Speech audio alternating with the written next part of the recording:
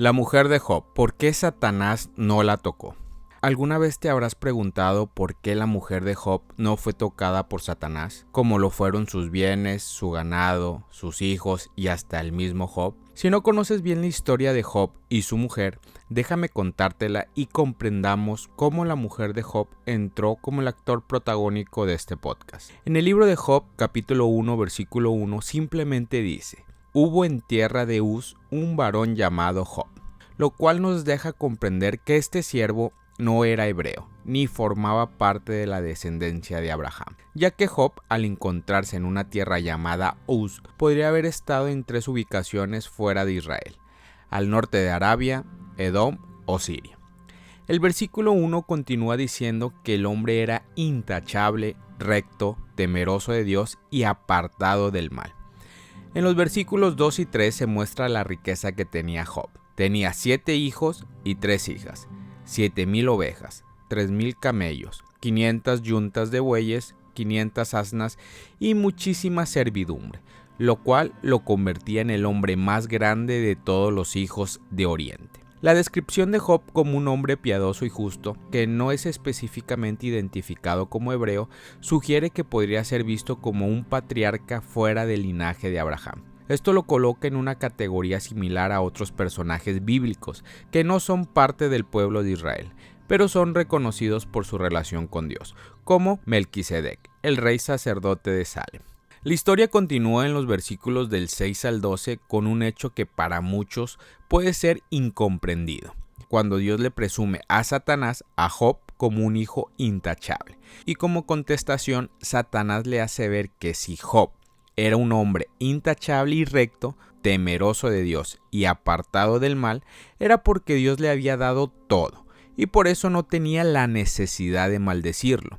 Pero vemos que aquí Satanás reta a Dios al decirle que si le quita todo lo que tiene, de inmediato Job lo iba a maldecir. En ese punto parece un reto entre dos fuerzas, el bien y el mal, donde se podría evidenciar quién tenía razón. Dios acepta el reto, pero solo le da una condición: que no toque la vida de Job. La pregunta que les haría y me gustaría que contestaran en los comentarios o por mensaje privado sería: ¿por qué Dios tuvo la necesidad de presumirle a Satanás a Job? Si continuamos leyendo, vemos cómo inicia la prueba de Job. Leamos Job capítulo 1 del 13 al 22 que dice: y aconteció un día en que los hijos y las hijas de Job estaban comiendo y bebiendo en la casa del hermano mayor.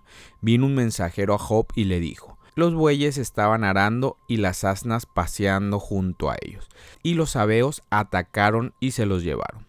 También mataron a los criados a filo de espada. Solo yo escapé para contárselo a usted. Mientras éste hablaba, vino otro y dijo: fuego de Dios cayó del cielo y quemó las ovejas y a los criados y los consumió. Solo yo escapé para contárselo a usted. Mientras éste hablaba, vino otro y dijo: los caldeos formaron 3 cuadrillas, se lanzaron sobre los camellos y se lo llevaron, y mataron a los criados a filos de espada. Solo yo escapé para contárselo a usted. Mientras éste hablaba, vino otro y dijo: sus hijos y sus hijas estaban comiendo y bebiendo vino en la casa del hermano mayor. Entonces vino un gran viento del otro lado del desierto y azotó las 4 esquinas de la casa, y éste cayó sobre los jóvenes y murieron. Solo yo escapé para contárselo a usted. Entonces Job se levantó, rasgó su manto, se rasuró la cabeza y postrándose en tierra adoró y dijo: desnudo salí del vientre de mi madre y desnudo volveré allá. El Señor dio y el Señor quitó. Bendito sea el nombre del Señor. En todo esto Job no pecó ni culpó a Dios. Y la historia no acaba allí. Aún venía lo peor para Job. En el capítulo 2 vemos que Dios vuelve a presumir a Job, diciendo que a pesar de perder sus hijos, su ganado, sus siervos y su hacienda, Job siguió bendiciéndolo. Pero entonces Satanás le pide que lo deje herir a Job con una enfermedad. Dios vuelve a acceder, pero le recalca que no puede matarlo. Es aquí donde aparece la protagonista de este podcast, la mujer de Job. leamos Job capítulo 2 de los versículos del 7 al 10 que dice: Entonces Satanás salió de la presencia del Señor e hirió a Job con llagas malignas desde la planta del pie hasta la coronilla. Y Job tomó un pedazo de teja para rascarse mientras estaba sentado entre las cenizas. Entonces su mujer le dijo: ¿Aún conservas tu integridad? Maldice a Dios y muérete. Pero él le dijo: Hablas como habla cualquier mujer necia.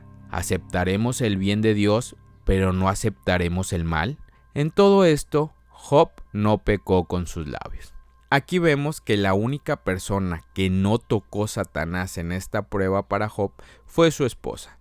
Y vemos las duras palabras que le dice Job a su mujer: Hablas como habla cualquier mujer necia.